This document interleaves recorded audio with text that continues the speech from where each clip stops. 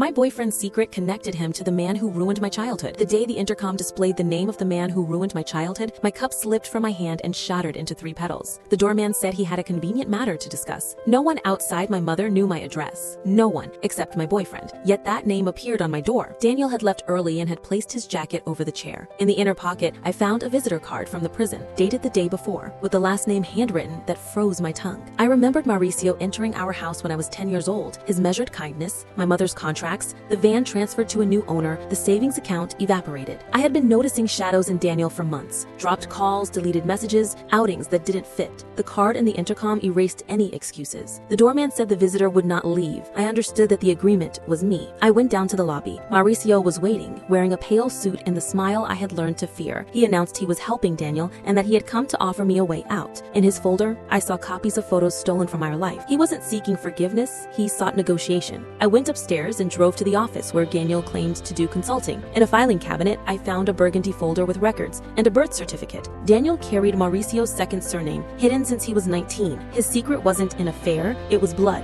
When Daniel returned and saw me with the folder, his shoulders slumped. He said he had changed his surname to avoid resembling his father, that he had avoided him for years, and that a few months ago Mauricio had located him and begun blackmailing him with information about me. He promised to return money to my mother if he could get me to sign a mediation closing the case. Daniel, frightened, met him to buy time and thought he was protecting me by staying silent. I called my mother. In her silence, I recognized the halted breathing of past moves. That afternoon, we met with papers on the table. We drafted an extension of the complaint and listed calls. I asked Daniel for something that would determine whether there was a place for us, to appear with us at the prosecutor's office, testify against his father, renounce in writing any mediation, and accept monitoring of his communications. He agreed. An official scheduled a recorded visit to the prison. We entered the visiting room with cold hands. Daniel stated his full name, acknowledged his parentage, and cut all ties in writing. He renounced inheritances and rejected mediations. When it was my turn, I listed drained accounts, loans signed by my mother under pressure, and nights she housed us to keep watch. I requested that copies of the photos from his folder be included in the file. On the way back, Daniel gave me his birth certificate with the surname that bound him and asked me to keep it alongside what cannot be lost. That afternoon, I changed the lock. My mother updated passwords. He notified his work of his legal name. There were no promises. There was a calendar, summonses, account closures, and a notice at reception with the name blocked. That night, I carefully glued the 3 petals of the cup back together. The next morning, I found in the mailbox the certified copy of Daniel's statement and the acknowledgement of our complaint extension. I stored the papers in the burgundy folder, the same one that had trembled in my hands. Then I knew that Mauricio no longer dictated my movements, and that even if blood tried to claim it, our home no longer bore his signature entirely.